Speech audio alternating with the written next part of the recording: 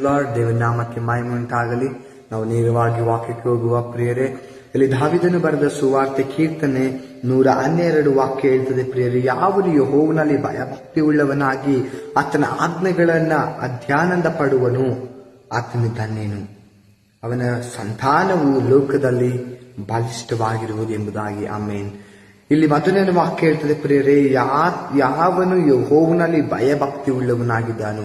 ಭಯಭಕ್ತಿ ಎಂಬುದಾದರೆ, ಭಯ ಎಂಬುದಾದರೆ ಯೆಹೋವನಲ್ಲಿ ಭಯ ಇಟ್ಟು ಭಕ್ತಿ ಉಳ್ಳವನಾಗಿರುವುದನ್ನೆಂಬುದಾಗಿ ಪ್ರಿಯರೇ.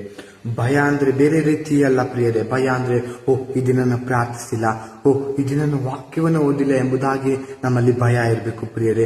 ಈ ದಿನ ದೇವರೊಟ್ಟಿಗೆ ಮಾತಾಡಿಲ್ಲ, ದೇವರೊಟ್ಟಿಗೆ ನಾವು ಸಮಯ ಕಳೆದಿಲ್ಲ ಎಂಬುದಾಗಿ ನಾವು ಭಯ ಪಡಬೇಕು ಪ್ರಿಯರೇ. ಅದೇ ರೀತಿ ಕೆಳಗಿನ ವಾಕ್ಯ ಹೇಳ್ತದೆ, ಆತನ ಆಜ್ಞೆಗಳನ್ನು ಅತ್ಯಾನಂದ ಪಡುವನು ಆತನೇ ಧನ್ಯನೆಂಬುದಾಗಿ ಪ್ರಿಯರೇ. ಆಮೇನ್. ಎಲ್ಲ